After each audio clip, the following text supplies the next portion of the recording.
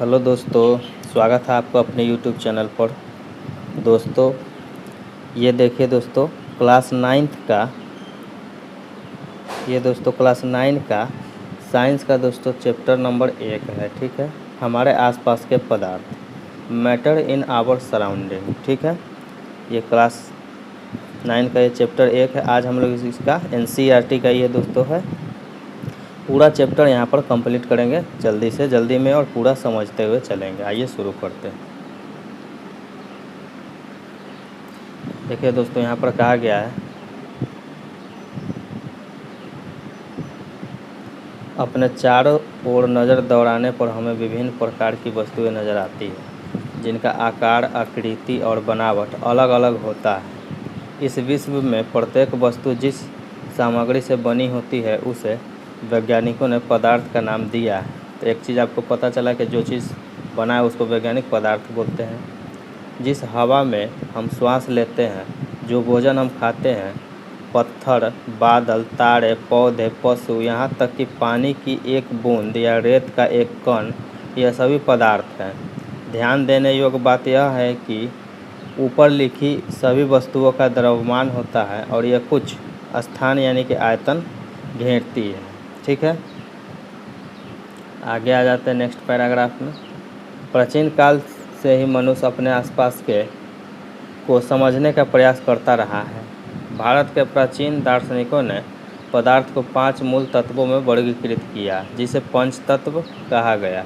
ये पंच तत्व है वायु, पृथ्वी, अग्नि, जल और आकाश। उनके अनुसार इन्हीं पंच तत्वों से सभी वस्तुएं बनी हैं, चाहे वो सजीव हो या निर्जीव। उस समय के यूनानी दार्शनिकों ने भी पदार्थ को इसी प्रकार वर्गीकृत किया था। आधुनिक वैज्ञानिकों ने पदार्थ को भौतिक गुणधर्म एवं रासायनिक प्रकृति के आधार पर 2 प्रकार से वर्गीकृत किया है। आइए जानते हैं कौन से हैं वो 2 प्रकार। इस अध्याय में हम भौतिक गुणों के आधार पर पदार्थ के बारे में ज्ञान अर्जित करेंगे। पदार्थ के रासायनिक पहलुओं को आगे के अध्यायों में पढ़ेंगे। तो आपको पता चल गया हम लोग यहाँ क्या पढ़ने वाले हैं। उसके बाद आ जाए यहाँ पर क्या है, पदार्थ के भौतिक स्वरूप। पदार्थ के कणों से मिलकर बना होता है। पदार्थ कणों से मिलकर बना होता है। बहुत समय तक पदार्थ की प्रकृति के बारे में 2 विचारधाराएं प्रचलित थी।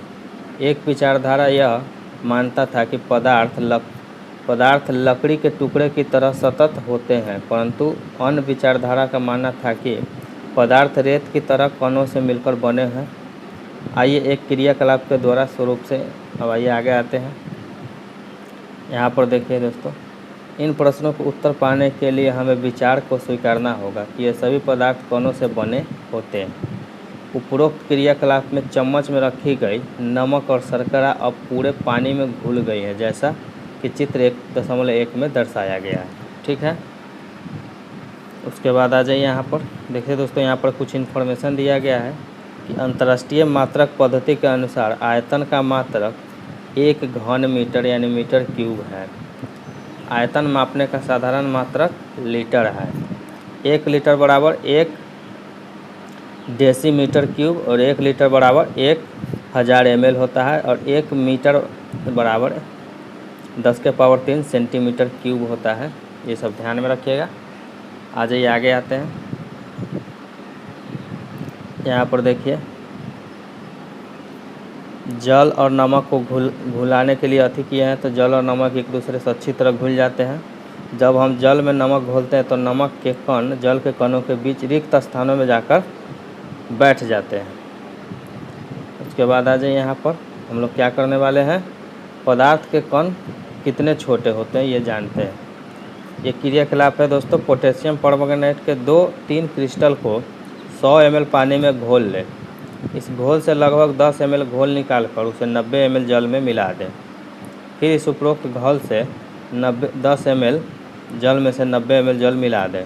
इस प्रकार घोल को 5 से 8 बार तक तनुकृत करें, यानी कि उसी प्रकार से मिलाएं। देखिए दोस्तों, पहले 100 ml जल था और इसमें 100 ml में 10 ml मिलाया गया पोटेशियम परमैंगनेट। फिर यहाँ पर इसमें से बाकी निकाल लिया गया और जैसे जैसे निकाला जा रहा है और पानी मिलाया जा रहा है, देखिएगा कि इसका रंग जो है दोस्तों बदलता। देखिए पहले यहाँ मिलाया तो एकदम गाढ़ा था, फिर यहाँ पर हल्का हो गया, फिर यहाँ हल्का हो गया और हल्का होते चला गया। ठीक है, आइए आगे पढ़ते हैं। यह प्रयोग दर्शाता है कि पोटेशियम परमैंगनेट के बहुत थोड़े से क्रिस्टल से पानी की बहुत अधिक मात्रा यानी 1000 लीटर भी रंगीन हो जाती है। ये हम देख चुके हैं। इससे हम ये निष्कर्ष निकाल सकते हैं कि पोटेशियम परमैंगनेट के केवल एक क्रिस्टल से कई सूक्ष्म कण होंगे। ये कण छोटे छोटे कणों में विभाजित होते हैं। अंततः एक स्थिति में ये कण छोटे भागों में विभाजित नहीं किए जा सकते। ठीक है, इतना छोटा हो जाएगा, मान के चलिए एक कण इतना छोटा है, फिर इसको हम 2 टुकड़ा करके इतना कर दिए इस प्रकार से, फिर इसको एकदम इतना छोटा छोटा करके 4 टुकड़ा, एक कण ऐसा आएगा कि एकदम बिंदु जैसा होगा जिसको हम विभाजित नहीं कर सकते। वही कह रहा है। पोटेशियम परमैंगनेट की जगह 2 ml डेटॉल से भी यह क्रियाकलाप कर सकते हैं।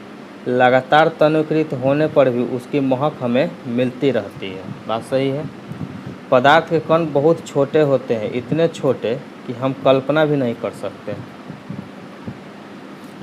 उसके बाद आ जाइए यहाँ पर पदार्थ के कणों के अभिलाक्षणिक गुण। और क्या है, पदार्थ के कणों के बीच रिक्त स्थान होता है। ठीक है, यहाँ पर नमक, शर्करा, डेटॉल या पोटेशियम परमैंगनेट के कण समान रूप से पानी में वितरित हो गए। इस प्रकार जब हम चाय, कॉफ़ी या नींबू पानी बनाते हैं तो एक पदार्थ कण दूसरे पदार्थ के कणों में के रिक्त स्थान में समावेशित हो जाते हैं। यह दर्शाता है कि पदार्थ के कणों के बीच पर्याप्त रिक्त स्थान होता है। उसके बाद आ जाइए नेक्स्ट में, पदार्थ के कण निरंतर गतिशील होते हैं, वो रुका हुआ नहीं रहता है, गतिशील होते हैं। ठीक है, यहाँ आ जाए हम लोग सीधे।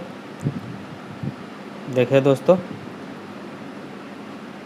यहाँ पर देखिए पदार्थ के कण निरंतर गतिशील होते हैं, अर्थात उनमें गतिज ऊर्जा होती है। तापमान बढ़ने पर कणों की गतिज ऊर्जा तेज हो जाएगी। ये इम्पोर्टेंट पॉइंट है कि तापमान जब बढ़ाइएगा तो काइनेटिक एनर्जी भी बढ़ जाएगा। इसलिए हम कह सकते हैं कि तापमान बढ़ने से कणों की गतिज ऊर्जा भी बढ़ जाती है। उपरोक्त तीनों क्रियाकलाप में हमने देखा कि पदार्थ के कण अपने आप ही एक दूसरे के साथ अंतः मिश्रित हो जाते हैं। ऐसा कणों के रिक्त स्थानों में समावेश के कारण होता है। 2 विभिन्न पदार्थों के कणों को स्वतः मिलना ही विसरण कहलाता है। ठीक है, हमें यह भी पता चलता है कि गर्म करने पर विसरण तेज हो जाता है। ऐसा क्यों होता है, आ जाइए देखते हैं। पदार्थ के कण एक दूसरे को आकर्षित करते हैं, एक दूसरे को आकर्षित करते हैं। ठीक है, उसके बाद यहाँ आ जाइए। हाँ, अब हम लोग बात करेंगे यहाँ पर उपरोक्त तीनों क्रियाकलाप सुझाते हैं कि पदार्थ के कणों के बीच एक बल कार्य करता है। यह बल कणों को एक साथ रखता है। इस आकर्षण बल का सामर्थ्य प्रत्येक पदार्थ में अलग अलग होता है। उसके बाद आ जाइए यहाँ पर पदार्थ की अवस्था के बारे में बात करते हैं, किस किस अवस्था में होता है। तो अपने आसपास के पदार्थों को ध्यान से देखें, ये कितने प्रकार के हैं। हम पाते हैं कि ये पदार्थ 3 रूप में होते हैं, ठोस, द्रव और गैस। पदार्थ की ये अवस्थाएं उनके कणों की विभिन्न विशेषताओं के कारण होती है। अब हम पदार्थ की तीनों अवस्थाओं के गुणों का विस्तार से अध्ययन करेंगे। सबसे पहले ठोस अवस्था। ठोस अवस्था को हम लोग जानते हैं। यहाँ पर देखिए उपरोक्त सभी उदाहरण ठोस के हैं। हम देख सकते हैं कि इन सभी का एक निश्चित आकार है, स्पष्ट सीमा है तथा स्थिर आयतन। ये सभी उसके गुण हैं। और नगण्य संपीड़ितता, यानी संपीड़ितता उसको कहते हैं जिसको आप ठोस को दबाइएगा तो वो दबेगा नहीं, वही कहा गया है। बाह्य बल लगाने पर भी ठोस अपने आकार को बनाए रखते हैं। बल लगाने पर ठोस टूट सकते हैं लेकिन इनका आकार नहीं बदलता, इसलिए दृढ़ होते हैं। निम्नलिखित पर विचार कीजिए। क्या है, रबर बैंड को क्या माना जाए? क्या खींचकर इसका आकार बदला जा सकता है? क्या ये ठोस है? बी में है कि विभिन्न आकार के बर्तनों में रखने पर चीनी और नमक उन्हीं बर्तनों के आकार ले लेते हैं, तो क्या ये ठोस है? स्पंज क्या है? यह ठोस है लेकिन फिर भी इसका संपीड़न संभव है, क्यों? इस सभी का जवाब हम लोग आगे देखते हैं। दोस्तों ये सभी ठोस ही हैं क्योंकि बाह्य बल लगाए जाने पर रबर बैंड का आकार बदलता है और बल हटा लेने पर पुनः अपने मूल आकार में आ जाता है। अत्यधिक बल लगाने पर यह टूट भी जाता है। दूसरा है, चाहे हम शर्करा या नमक को अपने हाथ में ले या किसी प्लेट या जार में रखें, इनके क्रिस्टलों के आकार नहीं बदलते हैं। ठीक है, फिर आगे है, स्पंज में बहुत छोटे छिद्र होते हैं जिनमें वायु का समावेश होता है। जब हम इसे दबाते हैं तो वे वायु बाहर निकलती है, जिससे इसका संपीड़न यानी दबाना संभव हो पाता है। उसके बाद आ जाइए यहाँ पर, प्रेक्षण से हम पाते हैं कि द्रव का आकार नहीं लेकिन आयतन निश्चित होता है। ठीक है, द्रव में आकार नहीं लेकिन उसका आयतन निश्चित होगा, वॉल्यूम निश्चित रहता है। जिस बर्तन में इन्हें रखा जाए ये उसी का आकार ले लेते हैं। द्रवों में बहाव होता है और इनका आकार बदलता है, इसीलिए ये दृढ़ नहीं लेकिन तरल होते हैं। ठीक है, यानी फ्लूइड कहते हैं जिसको। उसके बाद आ जाए यहाँ पर, हमने देखा कि ठोस और द्रव का मिश्रण द्रवों में संभव है। वातावरण की गैसें विसरित होकर जल में घुल जाती हैं। ये गैसें विशेषतः ऑक्सीजन और कार्बन डाइऑक्साइड जलीय जंतुओं एवं पौधों के लिए अनिवार्य होती हैं। उसके बाद देखिए, सभी जीवधारी अपने जीवन काल निर्वाह के लिए श्वास लेते हैं। जलीय जंतु जल में घुली ऑक्सीजन के कारण श्वास लेते हैं। इस तरह हम इस निष्कर्ष पर पहुंचते हैं कि द्रव में ठोस, द्रव में गैस, तीनों का विसरण संभव है। ठोसों की अपेक्षा द्रवों में विसरण की दर अधिक होगी। ऐसा इसलिए क्योंकि द्रव अवस्था में पदार्थ के कण स्वतंत्र रूप में गति करते हैं और ठोस की अपेक्षा द्रव के कणों में रिक्त स्थान भी अधिक होता है। बात सही है। उसके बाद आ जाए यहाँ पर, गैसीय अवस्था में आपने कभी उस गुब्बारे वाले पर ध्यान दिया है जो गैस के एक ही सिलेंडर से बहुत सारे गुब्बारे हवा में भरता है? उसे पता लगाइए कि एक सिलेंडर में वो कितने गुब्बारे भरता है। उसे पूछिए कि सिलेंडर में कौन सी गैस है। ये दोस्तों बोला गया। अब यहाँ पर एक क्रियाकलाप है, उसको देखते हैं, इम्पोर्टेंट है। 100 ml की 3 सिरिंज ले और उनके सिरे पर रबर का कॉर्क बंद कर दे, जैसे यहाँ पर किया गया है। देखिए दोस्तों, कॉर्क से बंद कर दिया गया है। अब क्या है, सभी सिरिंजों के पिस्टन को हटा ले। पहली सिरिंज में हवा भर दे, दूसरी में जल और तीसरी में चॉक के टुकड़े पीस करके भर दे। पिस्टन को वापस सिरिंज में लगाए। सिरिंज के पिस्टन की गतिशीलता आसान करने के लिए उस पर थोड़ी वेसलिन लगा दे। ठीक है, जब पिस्टन को सिरिंज में डालकर संपीड़ित यानी दबाते हैं तो कोशिश करें, तो ऑब्वियस सी बात है, जिसमें गैस होगा वो ज़्यादा दबेगा, उससे कम दबेगा लिक्विड वाला, और ठोस वाला तो दबना मुश्किल है, वो दबेगा नहीं। ठीक है, आ जाइए नेक्स्ट पर। आपने क्या देखा, किस स्थिति में पिस्टन दबाना आसान है, जो आसानी से पिस्टन दबा सकते हैं? अपने प्रेक्षण को अपने कारण अनुमान लगाए। तो यहाँ पर हम अब आगे चलते हैं।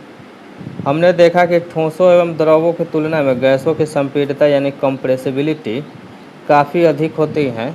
हमारे घरों में खाना बनाने में उपयोग की जाने वाली द्रवीकृत पेट्रोलियम गैस यानी LPG या अस्पतालों में दिए जाने वाले ऑक्सीजन सिलेंडर में संपीड़ित गैस होती है, यानी कि उसको दाब के द्वारा ज़्यादा गैस उसमें हटाया जाता है छोटे सिलेंडर में।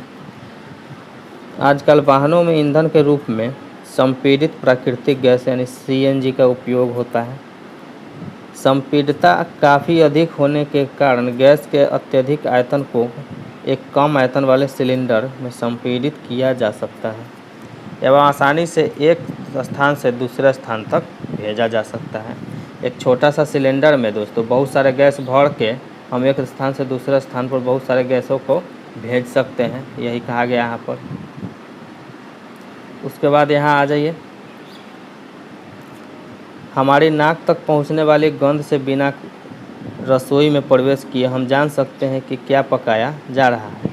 यह गंध हम तक कैसे पहुंचती है? खाने की गंध के कण वायु में मिल जाते हैं और रसोई से फैलकर हम तक पहुंच जाते हैं।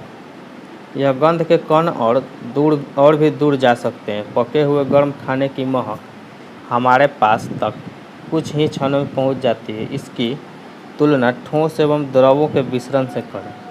कणों की तेज गति और अत्यधिक रिक्त स्थानों के कारण गैसों का अन्य गैसों के मिश्रण बहुत तीव्र होता है। ठीक है, यहाँ पर देखिए ये ठोस के है, कितना अच्छा से एकदम बैठा हुआ है, एक दूसरे से एकदम परफेक्टली यहाँ बैठा हुआ है। गैस के है तो देखिए एक कण इधर इधर उधर और हल्का हल्का ज़्यादा इसको से रिक्त स्थान है। उसके बाद यहाँ देखिएगा, अगर गैस के है देखिए एक यहाँ है तो एक यहाँ है, रैंडम मोशन कर रहा है, इधर चल रहा है, इधर चल रहा है, इधर चल रहा है, इधर चल रहा है, इधर भी चल रहा है। ठीक है, ये गैस के कण है, लिक्विड के और ठोस के। उसके बाद आ जाइए यहाँ पर, गैसीय अवस्था में कणों की गति अनियमित, सही बात है, और अत्यधिक तीव्र तेज होती है। इस अनियमित गति के कारण ये कण आपस में एक बर्तन की दीवारों से टकराते हैं। सही बात है, इधर चलेंगे उधर चलेंगे तो टकरावे करेंगे। बर्तन की दीवार पर गैस कणों द्वारा प्रति इकाई क्षेत्र पर लगे बल के कारण गैस का दबाव बनता है। उसके बाद आ जाइए अब नेक्स्ट टॉपिक में, क्या पदार्थ अपनी अवस्था को बदल सकता है? अपने प्रेक्षण से हम जानते हैं कि जल पदार्थ की तीनों अवस्थाओं में रह सकता है। ठीक है, तीनों अवस्थाओं में रह सकता है। कैसे? ठोस जैसे बर्फ, द्रव जैसे जल, गैस जैसे जल वाष्प। ठीक है, अवस्था बदलने के दौरान पदार्थ के अंदर क्या होता है? अवस्था के परिवर्तन से पदार्थ के कणों पर क्या प्रभाव पड़ता है? क्या हम इन्हें प्रश्नों का उत्तर नहीं खोजना चाहिए? आइए हम लोग देखते हैं तापमान परिवर्तन का प्रभाव। ठीक है, ठोस के तापमान को बढ़ाने पर उनके कणों की गतिज ऊर्जा बढ़ जाएगी। गतिज ऊर्जा के वृद्धि होने के कारण कण अधिक तेज़ी से कंपन करने लगते हैं। ऊष्मा के द्वारा प्रदत्त की गई ऊर्जा कणों के बीच के आकर्षण बल को पार कर लेती है। इस कारण कण अपने नियत स्थान को छोड़कर अधिक स्वतंत्र होकर गति करने लगते हैं। एक अवस्था ऐसी आती है जब ठोस पिघलकर द्रव में परिवर्तित हो जाता है। जैसे एक मान के चलिए एक लोहा का टुकड़ा है, तो ऐसे तो देखिएगा तो लोहा बहुत ही अति है कि इसको कैसे भी इसको दाबा भी नहीं जा सकता, लेकिन एक टेम्परेचर आप देते जाइएगा तो एक टेम्परेचर आता है जो लोहा भी पिघल के द्रव अवस्था में पहुंच जाता है। वहीं पर यहाँ देखिए दोस्तों क्या है, न्यूनतम तापमान पर ठोस पिघलकर द्रव बन जाता है, वह गलनांक कहलाता है। ठीक है, अब गलनांक का कॉन्सेप्ट आपको क्लियर है? वह न्यूनतम तापमान जिस पर कोई ठोस पिघलकर द्रव बन जाए। ठीक है, मान के चलिए कि हमको बर्फ़ को पिघलाने के लिए कितना टेम्परेचर चाहिए? मान के चलिए बर्फ़ को पिघलाने के लिए हमको चाहिए 10 डिग्री टेम्परेचर, तो 10 डिग्री बर्फ़ का गलनांक हो गया। ठीक है, किसी ठोस का गलनांक उसके कणों के बीच के आकर्षण बल के सामर्थ्य को दर्शाता है। मतलब कि वो उसके जैसे यहाँ एक कण है, यहाँ एक कण है, यहाँ एक कण है और यहाँ है कण, यहाँ है कण, इस प्रकार से, तो इसके बीच एक बंधन होगा जो इसको मजबूती से जोड़े रखेगा। अब ये जितना ज़्यादा मजबूत होगा, इसके बीच हर किसी के बीच में एक दोस्तों देखिएगा तो इस प्रकार से बना रहेगा। ठीक है, अब ये बंधन जो है यहाँ पर, ये जितना ज़्यादा मजबूत होगा ना दोस्तों, हमको उतना ज़्यादा तापमान देना होगा। क्योंकि मान के चलिए यह बंधन ये मोटा मोटा बंधन है यहाँ पर देखिएगा, और इसको हमको पिघलाना है, तोड़ना है, तो हमको ज़्यादा टेम्परेचर एनर्जी देना होगा, तभी तो इसको तोड़ पाएगा। ये वही कह रहा है। ठीक है, तो ठोस में इसका सामर्थ्य ज़्यादा होता है तो उसी सामर्थ्य को गलनांक दर्शाता है। यहाँ पर देखिए दोस्तों, तापमान के अंतर्राष्ट्रीय यानी एसआई मात्रक केल्विन है। ठीक है, 0 डिग्री सेल्सियस 273.15 केल्विन होता है। सुविधा के लिए हम दशमलव का पूर्णांक बनाकर 273 केल्विन यूज करते हैं। तापमान की माप केल्विन से सेल्सियस में बदलने के लिए दिए हुए तापमान से 273 घटाते हैं। सेल्सियस से केल्विन में बदलने के लिए दिए हुए तापमान से 273 जोड़ देते हैं। ठीक है,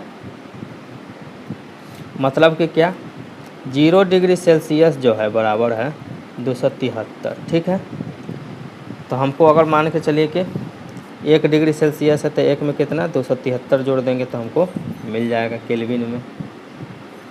उसके बाद आ जाइए यहाँ पर भी कहते हैं किसी ठोस के गलने की प्रक्रिया में तापमान समान रहता है, ऐसे ऊष्मीय ऊर्जा कहा जाता है। गलने के प्रयोग की प्रक्रिया के दौरान आपने ध्यान दिया होगा कि गलनांक तक पहुंचने के बाद जब तक पूर्ण बर्फ़ पिघल नहीं जाती तापमान नहीं बदलता है। ठीक है, बीकर को ऊष्मा प्रदान करने के बावजूद भी ऐसा ही होता है। मान के चलिए कि 10 डिग्री टेम्परेचर पर बर्फ़ पिघलता है, हम यहाँ पर टेम्परेचर दे रहे हैं, लेकिन एक समय आ जाए कि हम 10 डिग्री टेम्परेचर पर पिघलना शुरू कर दिया। हम टेम्परेचर देंगे भी ना तो इसका टेम्परेचर नहीं बढ़ेगा, क्योंकि ये पिघल रहा होगा तो इसका टेम्परेचर नहीं बढ़ेगा। कणों के पारस्परिक आकर्षण बल को वशीभूत करके पदार्थ की अवस्था को बदलने में इस ऊष्मा का उपयोग होता है। यहाँ है, चूँकि तापमान में बिना किसी तरह के वृद्धि दर्शाए इस ऊष्मीय बर्फ को ऊर्जा अवशोषित कर लेती है, यह माना जाता है कि यह बीकर में ली गई सामग्री के छुपी रहती है, जिसे गुप्त ऊष्मा कहते हैं। ठीक है, ये जो हम देते हैं और वो नहीं बढ़ रहा है, वो कहीं जा कर के छुप जाती है उस पदार्थ में, उसी को गुप्त ऊष्मा कहते हैं। यहाँ गुप्त का अभिप्राय छुपी हुई से है। वायुमंडलीय दाब का 1 केजी ठोस को उसके गलनांक पर द्रव में बदलने के लिए जितनी ऊष्मीय ऊर्जा की आवश्यकता होती है उसे संगलन की प्रसुस्त ऊष्मा कहते हैं। पदार्थ 0 डिग्री सेल्सियस यानी 273 केल्विन पर जल के कणों की ऊर्जा उसी तापमान पर बर्फ के कणों की ऊर्जा से अधिक होती है। ठीक है, जब हम जल में ऊष्मीय ऊर्जा देते हैं तो कण अधिक तेजी से गति करते हैं। ठीक है, एक निश्चित तापमान पर पहुंचकर कणों में इतनी ऊर्जा आ जाती है कि वे परस्पर आकर्षण बल को तोड़कर स्वतंत्र हो जाते हैं।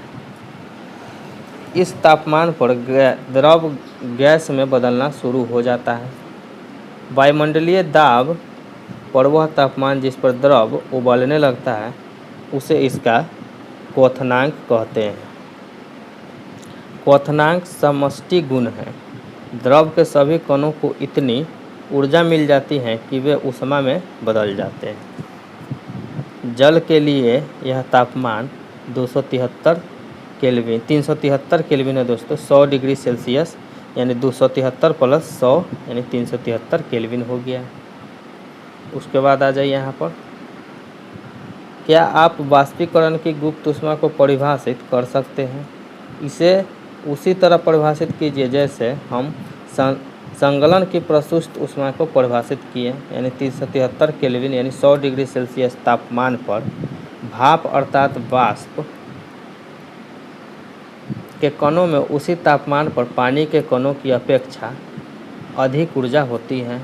ऐसा इसलिए क्योंकि भाप के कणों ने वाष्पीकरण के गुप्त ऊष्मा के रूप में अतिरिक्त ऊष्मा अवशोषित कर ली है। देखिए दोस्तों, ठोस अवस्था है यहाँ पर, इसको अगर ऊष्मा देंगे ठोस को तो क्या बदल जाएगा, द्रव में बदल जाएगा। फिर द्रव को अगर ऊष्मा देंगे तो गैस में बदल जाएगा। ठीक है, अब गैस से आइए, तो गैस को अगर हम ठंडा करेंगे तो ये द्रव में बदल जाएगा। देखिए यहाँ पर द्रव में बदल जाएगा।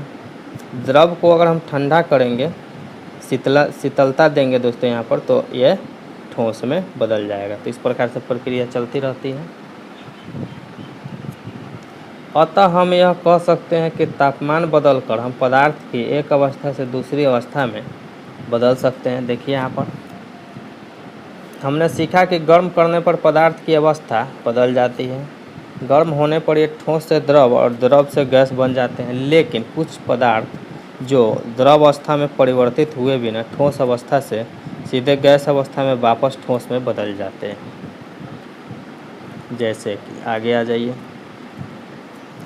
द्रव अवस्था में परिवर्तित हुए बिना ठोस अवस्था से सीधे गैस अवस्था में बदलने की प्रक्रिया को ऊर्ध्वपातन कहते हैं। क्या है ये ऊर्ध्वपातन? देखिए दोस्तों, ये मान के चलिए कि गैस है, ठीक है, ये गैस के कण है यहाँ पर। अब ये ऐसे तो अगर हम इसको टेम्परेचर दे रहे हैं, चाहे कम कर रहे हैं, मान के चलिए ठंडा कर रहे हैं, तो इसको पहले द्रव में बदलना चाहिए तब गैस में बदलना चाहिए। लेकिन यहाँ क्या हो रहा है कि डायरेक्ट जो है दोस्तों ये ठोस में बदल जा रहा है। तो इस प्रकार से दोस्तों हम इसको ऊर्ध्वपातन कहते हैं। यहाँ भी ऐसे होगा, इस ठोस को जब हम एनर्जी देंगे यानी ऊष्मा देंगे तो दोस्तों पहले ये द्रव में बदलना चाहिए फिर गैस में बदलना चाहिए। लेकिन ऐसा नहीं, ये क्या होता है कि डायरेक्ट यहाँ पर ठोस से गैस में बदल जाता है, तो इसको ऊर्ध्वपातन कहते हैं। ठीक है, ऊर्ध्वपातन। ऊर्ध्वपातन क्या है दोस्तों? इसका एग्जाम्पल क्या हो जाएगा? तो कपूर। कपूर आप लीजिएगा जब वो ठोस अवस्था में, लेकिन उसको जलाइएगा तो लिक्विड में नहीं बदलता, सीधे गैस में बदल के उड़ जाता है। वही है, द्रव अवस्था में परिवर्तित हुए बिना ठोस अवस्था में सीधे गैस अवस्था में बदलने की प्रक्रिया को ऊर्ध्वपातन कहते हैं, और गैस से सीधे ठोस बनने की प्रक्रिया को निक्षेपण कहते हैं। ठीक है, अब आ जाइए, दाब परिवर्तन का प्रभाव क्या पड़ता है पदार्थ पर, ये देखते हैं। हम जानते हैं कि घटक कणों के बीच की दूरी में अंतर होने के कारण पदार्थों की विभिन्न अवस्थाओं में अंतर होता है। किसी सिलेंडर में भरी गैस का दाब लगाने पर संपीड़न करने पर क्या होगा? क्या इसके कणों के बीच की दूरी कम हो जाएगी? क्या आपको लगता है कि दाब बढ़ने या घटने से पदार्थ के अवस्था में परिवर्तन हो सकता है? यहाँ पर आ जाइए, यहाँ पर ये गैस के कण है, इस पर पिस्टन के द्वारा दबाव दिए तो इतना दब गया, और दबाव दिए तो एकदम नीचे आ गया। ठीक है, दाब बढ़ाने पर पदार्थ के कणों को समीप यानी कि लाया जा सकता है। यहाँ अलग अलग था कण, और दबाए और समीप आया, और दबाए और समीप आया। इसके बाद आ जाए यहाँ पर, दाब बढ़ने और तापमान घटने से गैस द्रव में बदल सकती है। क्या आपने ठोस CO2 के बारे में सुना है? इसे उच्च दाब पर संग्रहित किया जाता है। जब वायुमंडलीय दाब का माप 1 एटमॉस्फेयर यानी ATM हो जाता है तो ठोस CO2 द्रव अवस्था में आए बिना गैस में परिवर्तित हो जाती है। यही कारण है कि ठोस कार्बन डाइऑक्साइड को शुष्क बर्फ यानी ड्राई आइस कहते हैं। देखिए, ठोस CO2 को शुष्क बर्फ कहते हैं, याद रखिएगा, क्वेश्चन बनता है इससे बहुत। इसके बाद इस तरह से हम कह सकते हैं कि पदार्थ की अवस्था यानी ठोस, द्रव, गैस, दाब, तापमान के द्वारा तय होती है। यहाँ पर आ जाइए, ठोस अवस्था है, ठोस को अगर हम संगलन करेंगे तो द्रव में आ जाएगा, द्रव को अगर हम वाष्पीकृत करेंगे तो गैस बन जाएगा। अब गैस में है, गैस को अगर हम संघनित करेंगे यानी कि इसको जमाएंगे तो ये द्रव बन जाएगा, द्रव को जमाएंगे तो दोस्तों ये ठोस बदल जाएगा। और ठोस से डायरेक्ट अगर गैस बन रहा है तो उसको ऊर्ध्वपातन कहेंगे, और गैस से डायरेक्ट अगर ठोस बन रहा है तो उसको निक्षेपण कहेंगे। उसके बाद आ जाए यहाँ पर वाष्पीकरण।